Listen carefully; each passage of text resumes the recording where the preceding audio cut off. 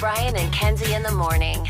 And Chicago's alternative all day. Q101. Brian and Kenzie on Q101. So time for Case's movie reviews. In case you're new to the show, Case here has not seen many good movies, but now he has. Now, I shouldn't say good movies. He hasn't seen any movies before we started this. He doesn't see them. Well, I got tired of years of making movie references and him not knowing what I was talking about. He walked past theaters and goes, I wonder what happens in there. Yeah. I see people coming out with popcorn. Maybe I should go in there. Is it food? Are they serving dinner? I'm not a big popcorn guy, though. So now, after 6 months of this journey, he's seen things like that you've seen. Shawshank Redemption, Pulp Fiction, Braveheart, The Mummy, Varsity Blues. So Case the producer, his first horror movie. OMG. I am so excited. I'm so excited. Let's start how we always do with the trailer from, I'm guessing, is it 1980? 1980. The trailer for the horror movie, The Shining. I don't suppose they told you anything in Denver about the tragedy we had up here during the winter of 1970? I hired a man named Charles Grady as the winter caretaker. From what I've been told, he seemed like a completely normal individual.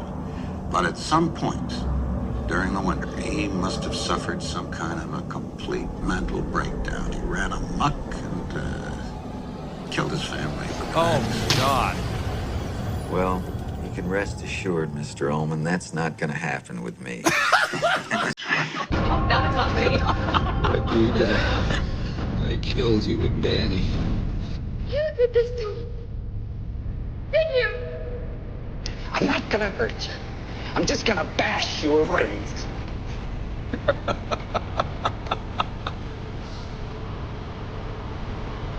Here's Johnny.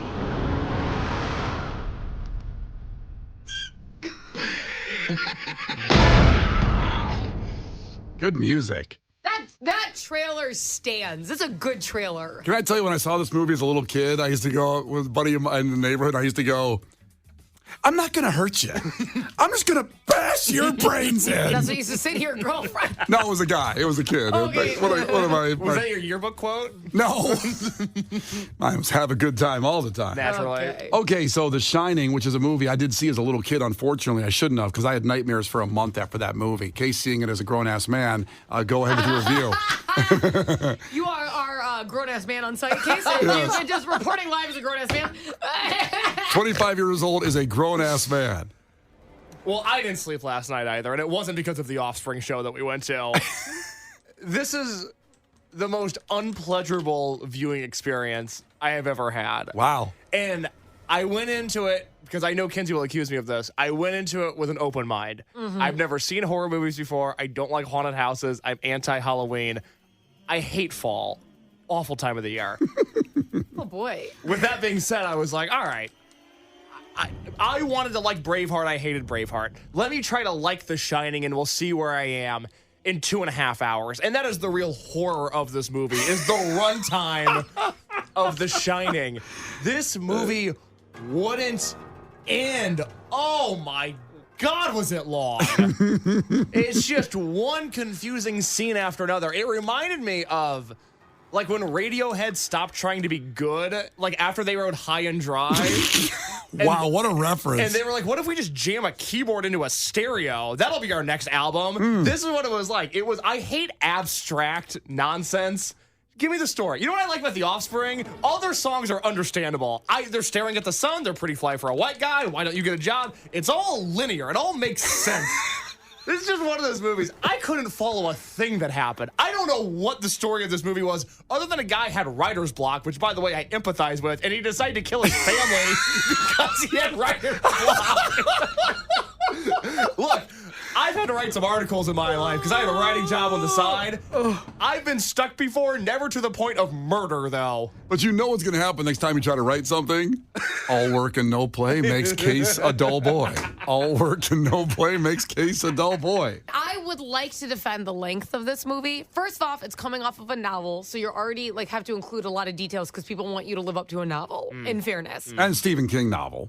So phenomenal. Okay, yeah. Also... By the way, real quick, I learned last week after the review that Fight Club was a book. Didn't know that. Me either. I learned that during the review. A Yeah. lot of people were texting. I think most movies, to be fair, were some kind of book at first. Maybe that's the problem with movies now, because no one writes books anymore, because why would you read when you have a phone? Okay.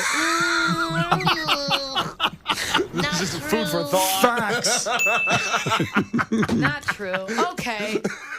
I don't even want to dig into that. That's a you thing. I don't want to dive in. But the length of this movie, it's very important because you have to understand they're isolated and he starts going crazy.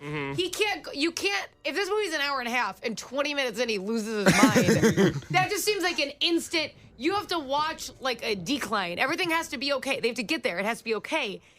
The winter has to feel long. Like, you have to experience it. No, it did. It did. I also felt isolated and like I was going insane as I was watching the movie yesterday. And you almost killed Mackenzie. I almost took my girlfriend that's out. a good point. What if he all of a sudden did that right away on the typewriter stuff 10 minutes in, and you're like happy because it's going to be over in like 90 minutes? I would have been thrilled. But it also isn't realistic. You see him as a nice guy.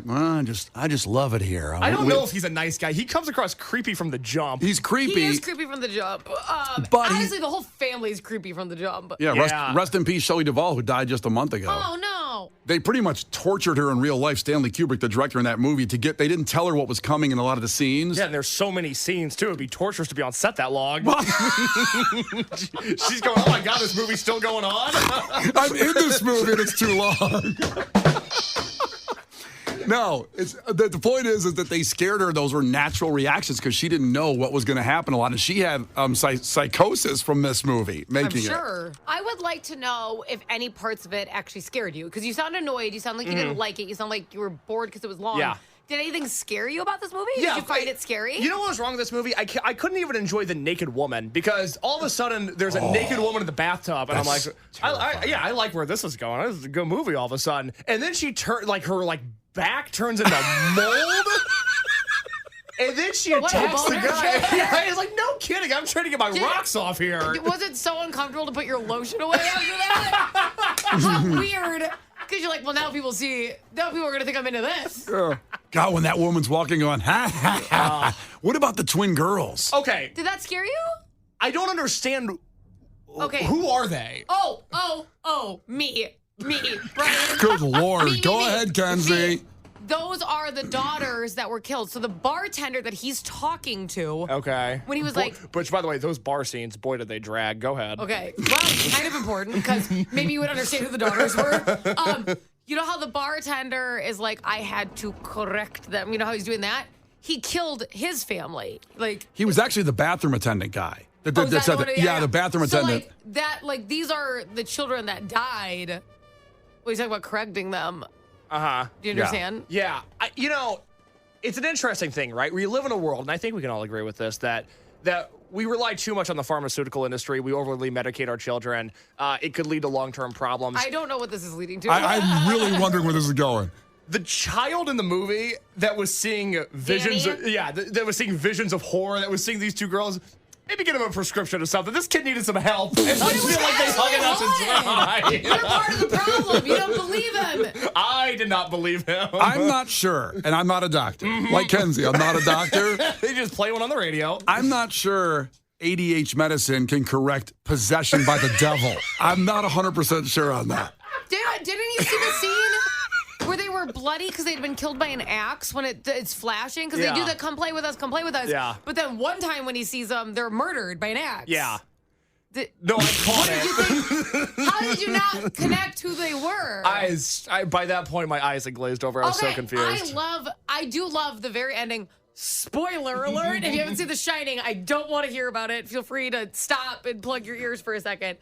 I love the ending where they zoom in on the old photo. Yes. And Jack Nicholson is in it. He's in it. So twisted. Before you give your review, there was one more thing you were going to do. I know we're a little late here, but you were going to say what kind of bands each member of the movie and their characters would have liked. Okay, so Jack Nicholson would have been really into Motorhead. Because as I was watching the axe murder scene, I kept on thinking, man, Ace of Spades should be the soundtrack to this song. That little bass line coming in that it kicks in. I was like, the Ace of Spades could have been in this movie. Sure.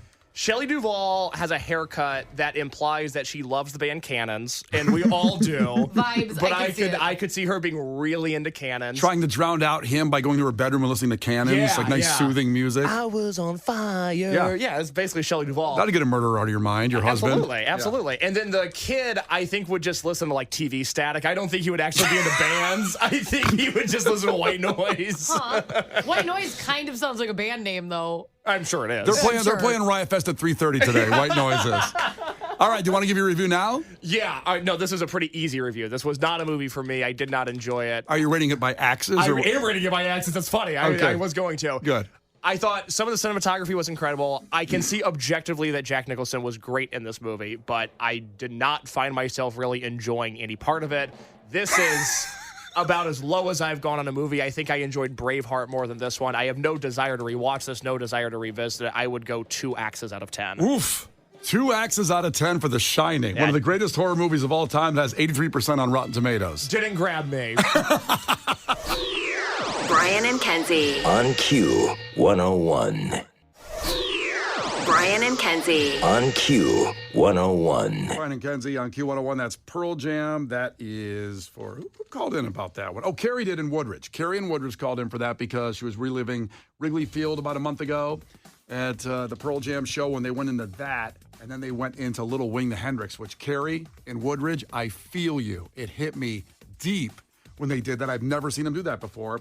And it's kind of good you said that about Pearl Jam. I got that in for you because today's a day similar to that with so many bands and Riot Fest starting in just a few hours for the whole weekend. And you've got bands doing special things at Riot Fest. For example, NoFX doing their goodbye farewell tour every night of Riot Fest. You have The Offspring, which crushed last night at the Metro, doing Smash in its entirety. You've got Sum 41, the last show ever in Chicago. There's so much special things going on. And I don't even have to, well, I do have to mention this. Jacob Knoll playing with his dad's band, Sublime.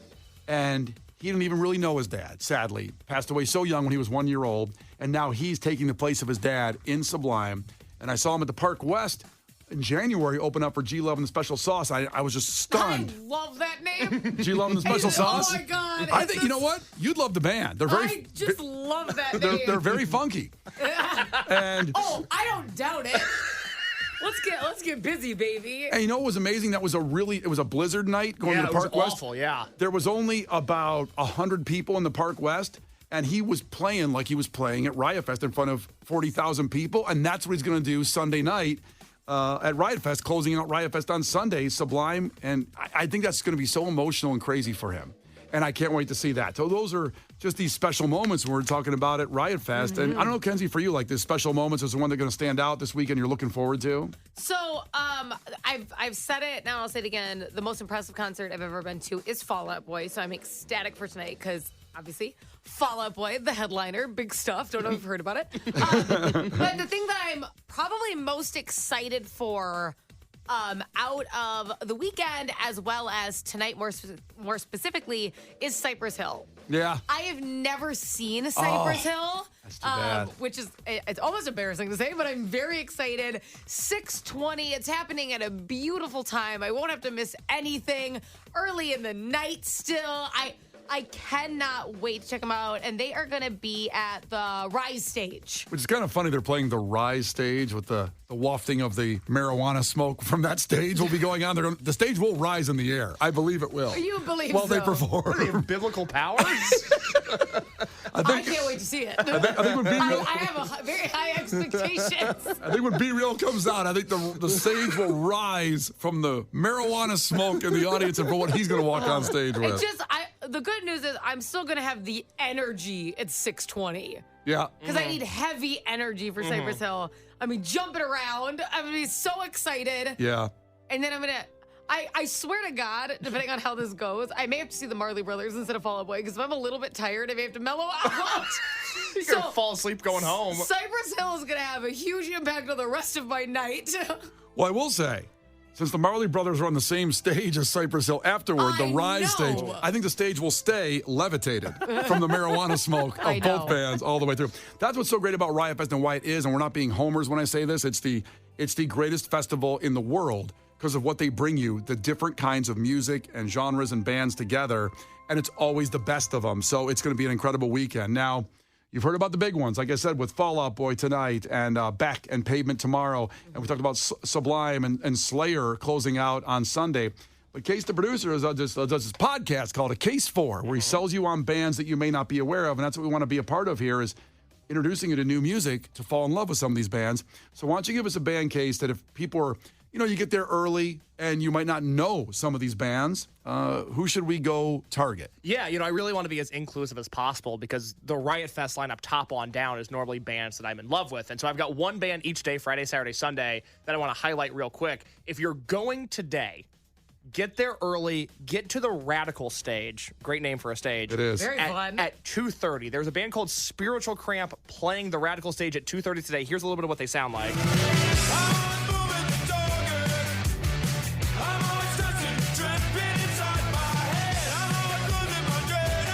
Oh. Like it. I actually like that. They're great. If you are planning on going to Riot Fest on Saturday and seeing the Hives, I got news for you. Go today and see Spiritual Cramp. Their big influences are the Clash and the Hives. And those are two bands that I hold in great esteem. Two bands I don't compare most bands to. Spiritual Cramp, I think, are going to be the next big thing in the same way that Turnstile was, in the same way that Military Gun was. These underground bands that eventually got on alternative radio. I think Spiritual Cramp is next in line. These guys are not only great in studio, the record they put out last year is great. As a live band, they are so unbelievably charismatic and engaging. They have a full-time tambourine player on stage with them. He's just running around playing the tambourine. It's unbelievable how great it is. Awesome. Yeah. Also, for budget reasons, they might want to reconsider that. I want them to survive and get through More it. cowbell, baby. I like it. You sold me. I want to go see them. They were playing right before Drug Church on the Radical stage. They're there at 2:30 today. So that is today. That is Spiritual Cramp at the Radical stage. That's a good early one to I hit. know. I like that. I will be there. I'm looking forward to that. If you're going Saturday, get there early. Again, Radical stage. This is 1:15 on Saturday. Ooh. This band is called Heart Attack, man. Scary name, but a delightful band. Here's a little bit of what they sound like. Look up from your head, face to face from where I stand. Oh my God, it's all happening again. Promised myself I wouldn't go back, but here I am. Case, you're doing a very good job. Thank you, Kenzie. I appreciate like it. both of those, which sometimes doesn't happen with you. I think the only reason this band isn't like a really big deal is because MTV2 is no longer a viable way to find new bands. If they were coming up at the same era as a Newfound Glory or a Say Anything or any of those kind of third wave emo bands, they'd be huge. They remind me a lot on stage, actually, of, when Blink was young and they were like really rude on stage? Same deal there. Their singer Eric is super charismatic. They're very in your face, but in not an aggressive way, but in almost like a trolling way. I like it. I'm going to interview them on Saturday. I love them. I saw them at the Aragon last year. Again, just such a great live band. So I would recommend checking them out. Again, if you're into, Saturday's got Taking Back Sunday and bands like that. If you're going to see Taking Back Sunday, get there early, see Heart Attack, man. It's a very easy bridge to cross there in terms of what they sound like. Sold me on that one, too. All right, I'm two for two. Yep. Let's see if I can go 3 for 3. Try it. I don't know. Sunday. This is a big one. Sunday at 2:10 on the Rise stage, which if you haven't been to Riot Fest, the layout this year, the Rise stage and the Radical stage are going to be right next to each other. It also still might be levitating from Friday night, but anyway, go ahead. There's a real possibility. This band is going to bring it down, though. Luckily, they are straight edge. I don't think there's going to be any weed smoke for Fiddlehead. My favorite I knew you were band. gonna say I that. know. If you've met me before, I've probably been wearing a Fiddlehead shirt or sweatshirt. This is a little bit of what they sound like. They're playing the Rise stage on Sunday.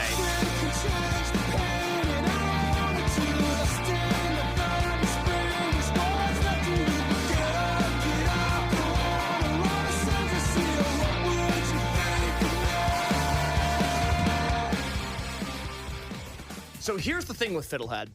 Their singer, his name's Pat Flynn. He's been in some of the most influential punk bands of the last 20 years. He was the front man for this band called Have Heart, who they play shows once every 5 years now. Thousands of people fly all over the world to go see them. They're this giant hardcore band. Huge deal.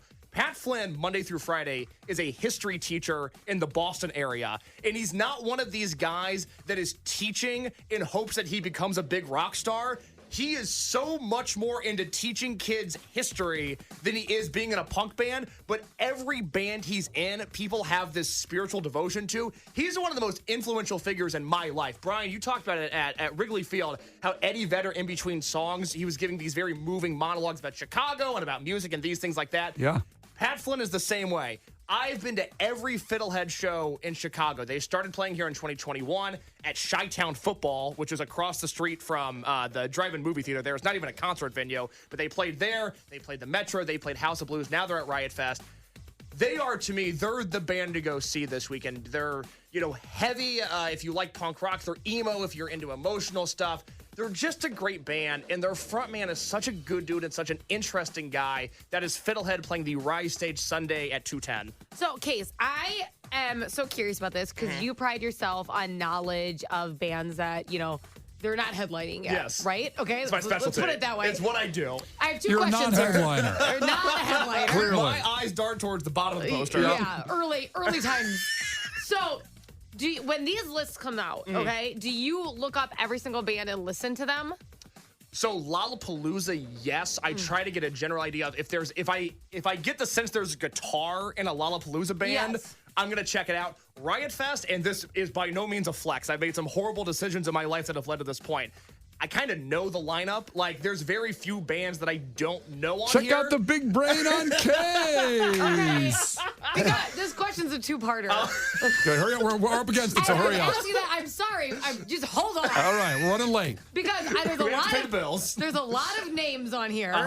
And the one that really grabbed me was Swingin' Utters, which is happening on Sunday. Yes. I gotta know if that's good. I love Swingin' Utters. Really? So, classic 90s punk band. If Okay. you like Smash, if you like Green Day's Dookie, especially if you like Green Day stuff before that, Swingin' Utters are phenomenal. They're a band that's on Fat Records, which is the NoFX record label. They are, to me, actually, they're probably maybe the highlight of that stage. They've made good music from the 90s until now. The last record they put out is actually fantastic. So I think, let me look at that schedule real quick. They're kind of at the same time as Fiddlehead. They are. They're at 2:30. Fiddlehead is at 2:10. Wow, It's gonna tough be choice. it's going to be a tough swing because I've actually never seen Swingin' Utters before, but one of the best punk bands of the 90s. If that is more your thing, if you're kind of a pick it up guy, go see Swingin' Utters. All right, there we go. A case for the band. Great job. You've sold me on all 3. I do what I And can. probably even Swinging Others. I'll probably go check them I out, have too. a few more questions for you. No, Would you turn the no, microphones stop. off? You can do Why don't we turn the microphones off? no. The Brian and Kenzie Show. On Q 101. The Brian and Kenzie Show. On Q 101. All right, time for the fact that makes your brain just go. Now, Gen Zers, age 12 to 27, if you're in that range, they were polled, all of them. Every Gen Zer on the planet was polled. And they were asked, what they thought wished would never have been invented. And Case said the Earth. I did. That sounds dark when you say it. And Kenzie said social media. And you know what? I always have you guys guess, and usually you don't get it. And this was, Kenzie's on point on this one. It is social media. Knew it! Good job. Now, why that's a fact that makes your brain go boom is because you would think, and I think people that are older think that, they all love TikTok. They are on it all day long. They don't want to work. They just want to sit at home in their basement and be on TikTok. Well, half of Gen Zers wish TikTok, that's the number one thing of all the technology out there that they wish was never invented. 50% say they wish TikTok never existed. So that's interesting. I mean, I think that's pretty fascinating. A little dive into it. I think that if somebody went on my social media, they would be like, oh, she's one of the people who enjoys social media. Yeah. And it would be one of my first wishes if I had a genie is that it didn't exist. See, I'm not like that, and I'm a Gen Xer. I really enjoy social media for what it does in my life of bringing me whatever information, joy, happiness, memes. Damn, there's people that make good memes. Brian and I are on the same page with the internet.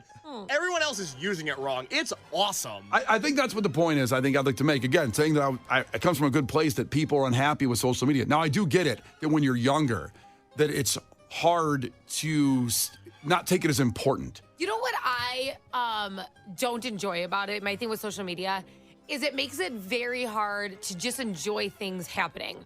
Because you're kind of always dropping the ball. For example, with us, we got to go to the Offspring last night. We're so lucky. We're so blessed. I knew I have to get socials or it's going to that's like part of my job. That's this. I need to make sure I'm getting video. I need to make sure.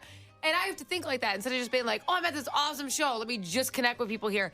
And I crave that. I wish there was more moments where our phones didn't work and you got to just enjoy it with the people there and things like that. That's what bothers me about it. You said earlier that you're in your late 20s, and you said I was kind of had both. I had a little bit of the world without it when I was young, and then now I'm in it, still young. Yeah. See, that's why I think Gen Xers like myself are even awesome. Because we had a lot. Because we unbiased. No, but that's why I don't think that social media makes us depressed like it can make younger people. Because like me, I just kind of make fun of it. And if anybody says hateful things, I laugh at it because I had a long part of my life that had no internet or social media, and then I had half my life whatever with it. So I had a longer part without it, like you're talking about. I mean, how many times have you seen The Offspring and not had to pull your phone out? Probably 14,000. Well, I'm sure at least half the times I've seen them, there was no social media. So you had so many of those moments where it doesn't really bother you. Yeah. And I would say most of my adult life, since it's like I got this in high school, I've had to be on my phone. It's almost like you never leave work if social media is part of your job. Yeah. Right? It's because it's always in your hand you can always get an email. You can always and it's like, and you feel responsible not responding or not participating or not posting about something because it's good. But I really miss, and I try to be like, you know what, from this time and this time, I'm not going to be on my phone because I just need certain moments that don't involve it.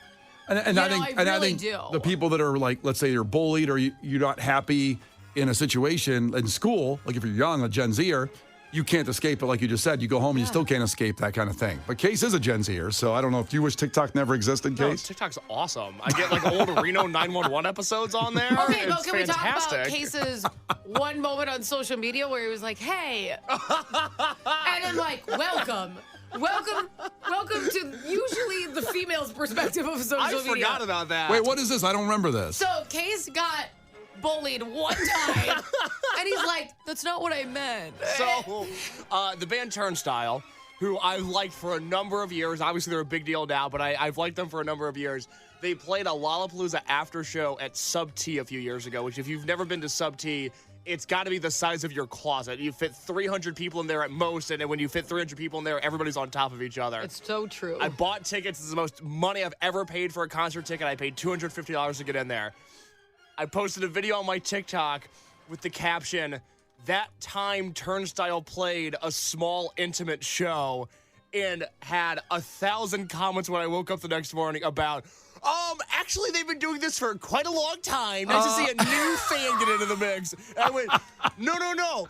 I saw them at Bottom Lounge years ago, and then it was comments after comment of, actually, Bottom Lounge is really big when you think about it. I go, no, it's actually pretty small. Basically, Case got fake fan.